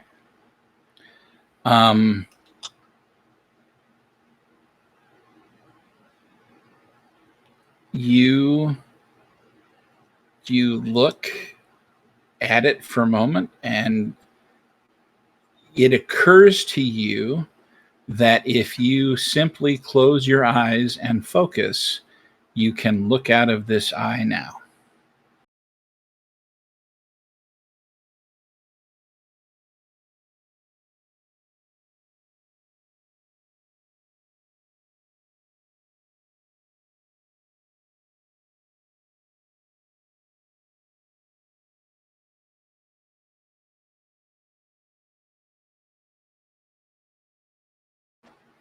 Like, it's not there's no special words to say or ritual or anything like that. It's your eye.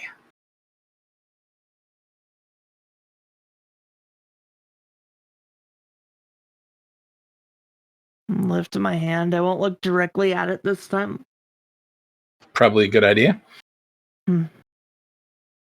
Complexing, and walk back out of the room. And your eyes are closed? No. No. Okay. You walk back out of the room.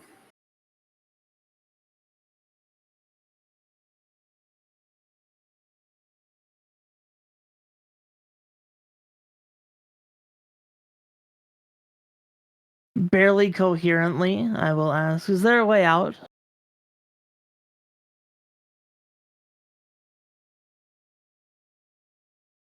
The same demon looks at you, stunned.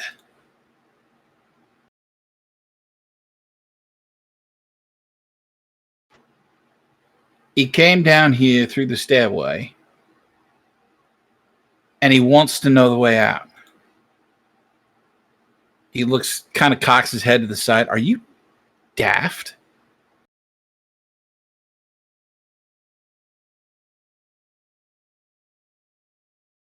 I dance my eyes around a little bit. Perhaps.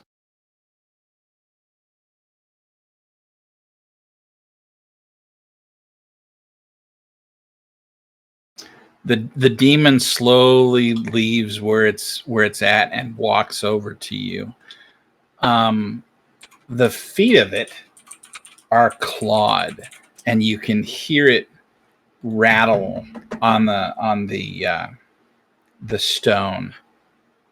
Clatter, I guess, is a better word than rattle.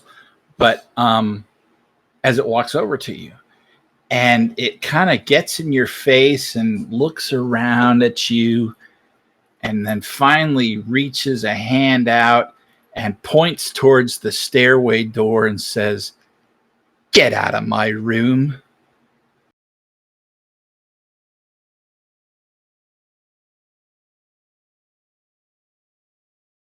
I will say nothing and walk out, glancing at him the entire time.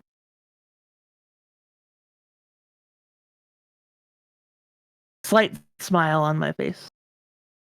He shakes his head and walks back to what he was doing, and you hear him mutter, "This lay these days. All idiots they are."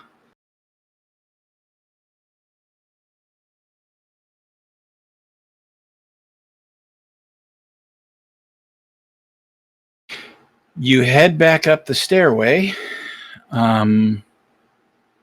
and back to Daomi's throne room. And Daomi is not there anymore. The door with the stair, as you walk out and you head into the throne room, you're looking around. If you turn back around, it's gone.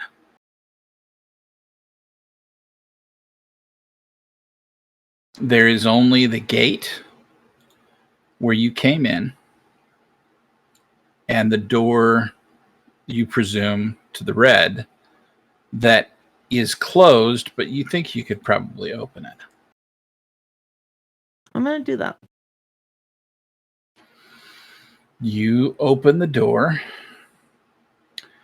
and stare out onto the streets of a city. The city is... It's... kind of a strange looking... I don't even want to say organization because it's not really all that organized. The buildings don't look like anything that you've ever seen. They are almost dome-like. They're pulsing, and they almost look alive.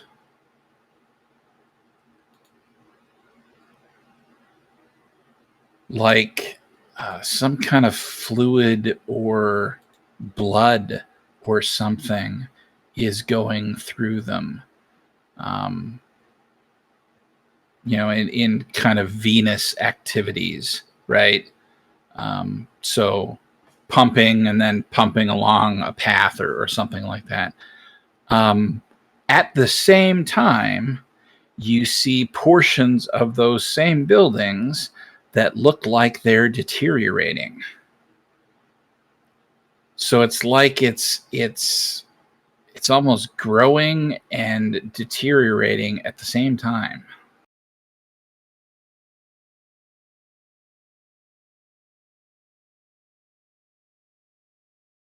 And we're going to go ahead and draw another card.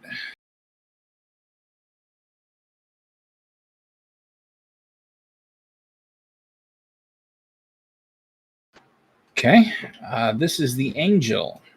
Notions, cats, clocks, wind.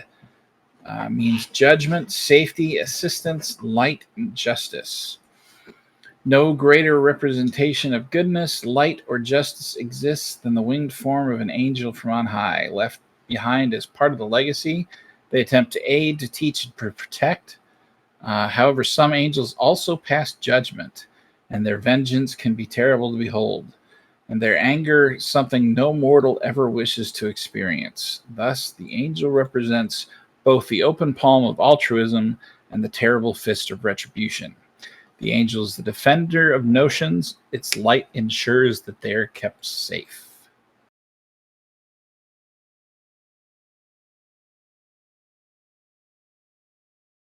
If only the others were here to see this.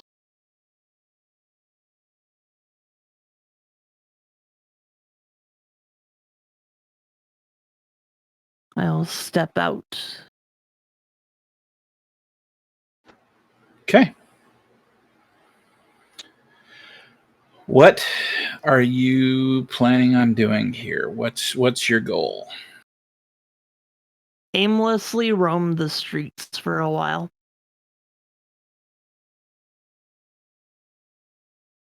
I don't particularly have a goal. Just getting the lay of the land, doing some exploring. Okay. You wander the streets for several hours, and go ahead and make a intelligence roll. All right. I'll put Bene into this. That's a 0. Oh, awesome. You wander the streets for several hours and you get lost. Fantastic. Over the course of those hours, you see demons. You see strange, almost bug-like creatures. You see a few humans. Some of them very obviously Visley, others not so much.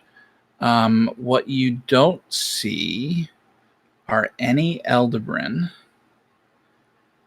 nor do you see any Lacunae.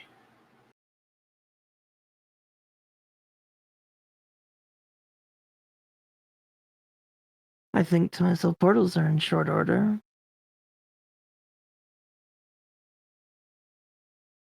Then I'll look around, try to get my bearings. What are my immediate surroundings looking like?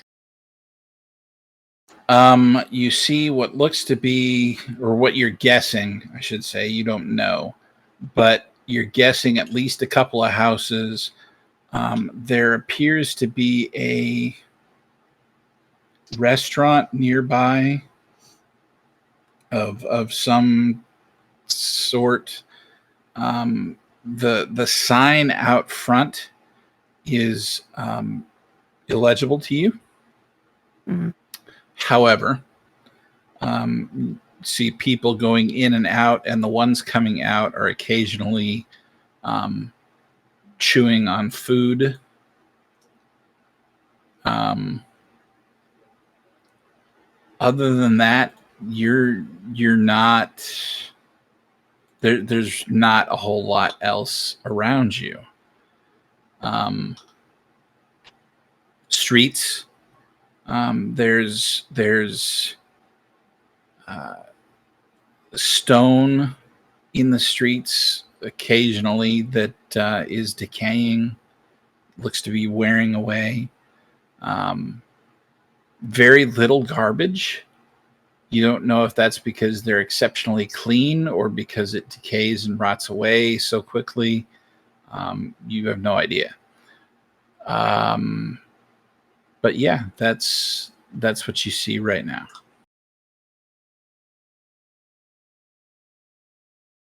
I'll look down at the stone, brush against it with my hand. I'm guessing it feels pretty warm. It feels pretty warm, and also when you brush against it with your hand, it comes away almost like sandstone. It doesn't look like sandstone, but it crumbles kind of at your touch. I mean, not completely, but some. and grainy, powdery.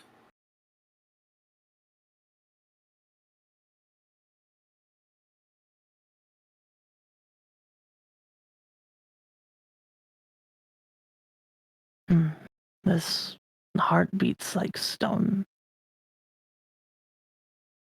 I should follow the veins back to the heart of the city, find where I came from, find the heart of the city, follow the blood, just stand back up and just start following somebody. Okay. I will switch who I'm following about every 15 minutes, so it's not too bad, so it just seems coincidental that we're going the same way. Okay, I'll I'm attempt getting to, at senses least. of Douglas Adams, Dirk Gently's holistic detective agency. Okay, so you follow people, and you know what? Let's do another card pull, because why not?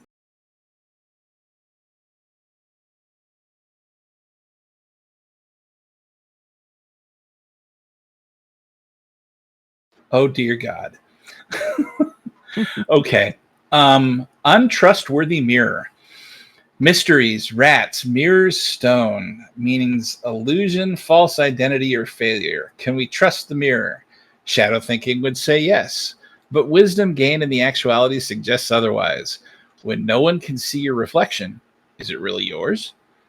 If you have to look in a mirror to confirm your own appearance or identity, how do we know it's not lying? The world is full of illusion and deception. Believing your own eyes isn't always wise, and believing what's in the mirror is a step removed even from that. When you don't look into the mirror, what's the mirror looking at?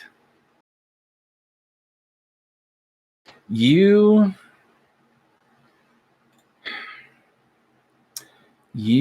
wander following people and do not seem to be getting any closer or any near anything that you recognize. It leads you to not one of those dome buildings, but kind of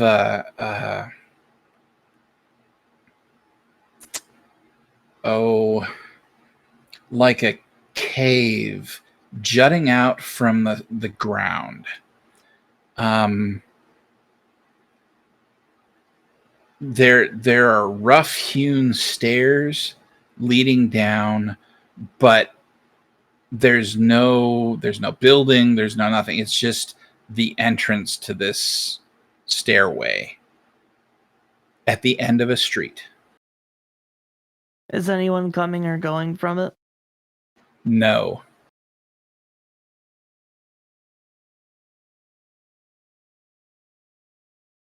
I wonder what could lie within this beating heart of stone. I'll walk into the cave. You head down, down, down, down. And unlike the stairs that you went down before, this does not seem to be getting any cooler. It gets warmer instead. It also gets brighter. And as you walk for maybe 10, 15 minutes down these stairs that twist and turn every which way, right? There doesn't seem to be any sort of rhyme or reason to the direction that they go. It eventually leads you down through what you're guessing is the ceiling of a vast chamber. Inside the chamber, you see a lake of lava. And hovering over the lake is what appears to be another city. As you look around, off to one side, underneath and through the ceiling of this cavern, you see more gears turning and twisting, eventually stretching down into the lake of lava.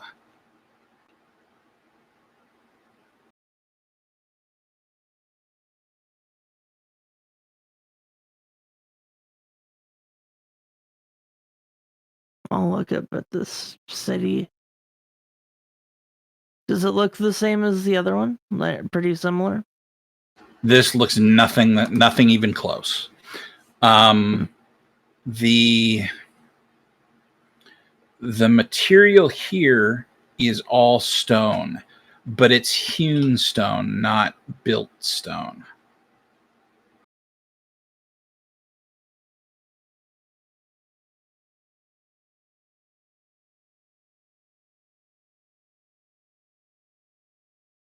Wonder what one does in a city beneath a city.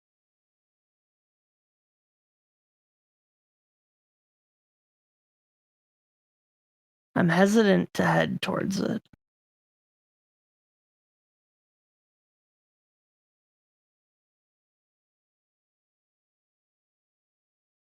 I'm gonna close my eyes and see what my third eye sees. Okay. If it's similar or different somehow. It is identical, except that the third eye seems to have a I don't want to say an overlay because that's not quite right, but a sense, an additional sense of the heat of the room around its edges, right? So when we talked about it before, you were seeing blackened vision when you were going back and forth. In this case, in place of the black, it's that the heat waviness, right? Mm-hmm. That surrounds the clear vision.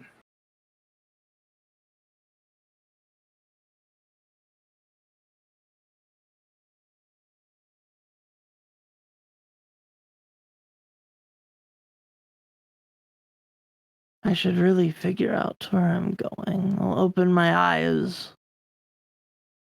Look over toward the gears. Do the gears just head into the ceiling or do they head like back out? They head into the ceiling. They look very, very similar to the ones that you were down, or you saw down in the basement of Daomi's dwelling or whatever it is. And they also extend down into the lava. And it's well away from where this city or whatever it is. Mm-hmm. The city, if you were to continue following this path, you would eventually end up there. I might as well keep following. I'm hesitant too, but I do. It takes you about 20 minutes, but you eventually go out over the lava on a stone bridge.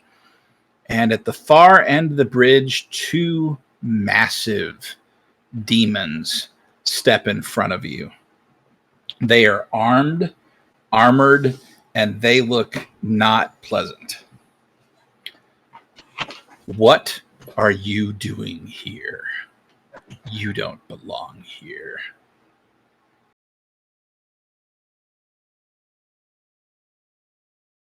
I'm lost. I'd be happy to leave if that's what I must do.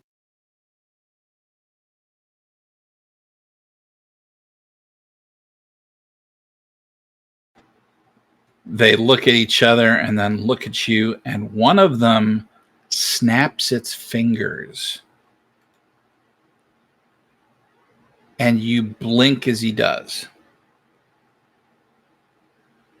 the heat is gone, and you are back in Saturnine.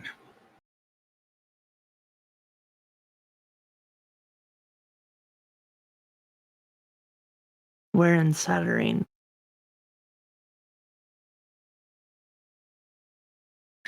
You find yourself standing in the middle of the Grand Market in Fartown.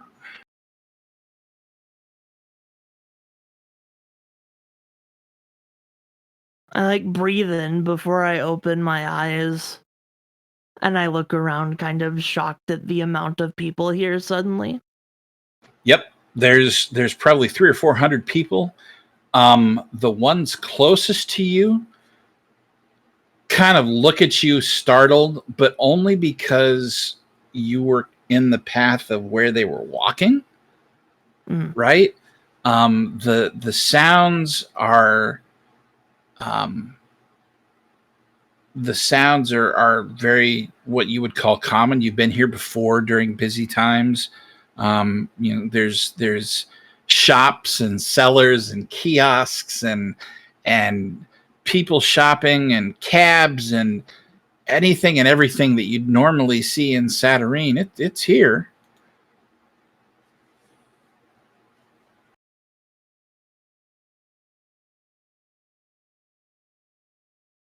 In my current state, the sounds are probably really overwhelming. So I'm just going to not acknowledge the people that I practically spawned in front of, and I am just going to run out of the market. Where are you running to?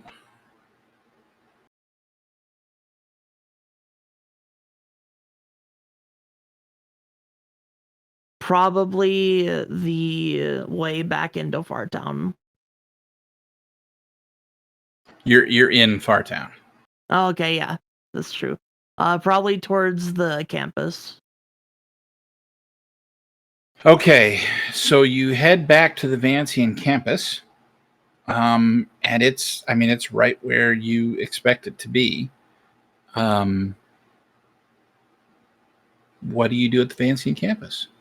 I imagine I look like a mess. You do. You notice that your robes have become a little more threadbare, although not too bad. You were only there for less than a day, right? But you do see some decay on your clothing. Your skin is pink, flush with heat, with not really first degree burns, but heading that way, if that makes any sense. Like you were getting a really, really good sunburn. Yeah. Yeah, your feet are hot in your shoes. Other than that, no, you're just fine.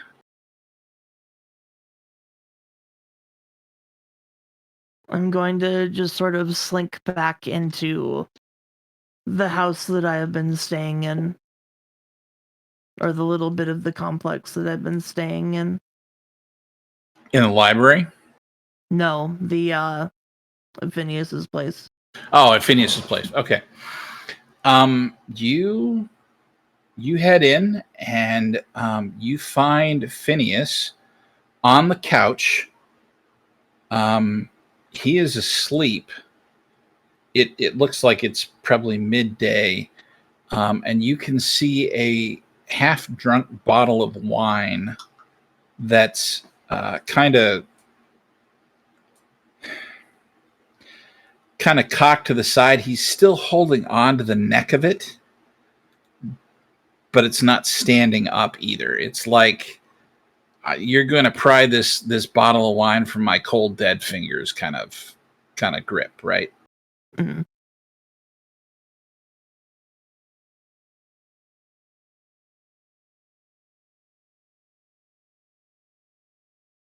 I will, as I'm walking to my room, I just kind of look up to the ceiling, bemuse to myself, oh, the wonders of modern magic.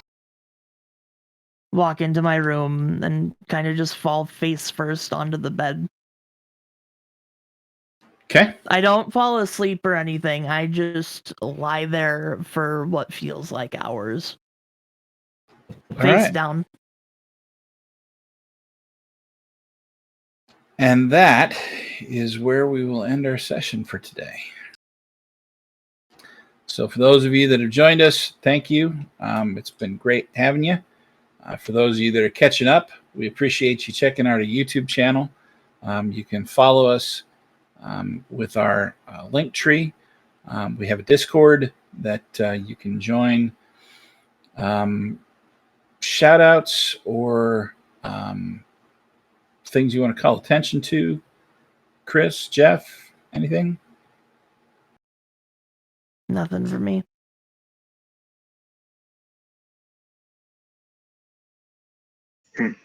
Not a thing. Okay. Joanne? Nothing for me. We do, let's see here. We are trying to get back on track for every other Sunday being Invisible Sunday. I understand that at least the intent is that Manapot Studio is going to be back with new episodes of A Hole in the World. So watch for that. If you're watching this, they're awesome. We love them. And if you happen to be in Virginia in late August, the weekend of the 21st, 22nd, and 23rd, and you stop through Roanoke, stop by Crash City Con. You can check out Angel Citadel. We'll be there. We're running some Numenera, and we're going to run some Hope's Horizon. So that's going to be a lot of fun.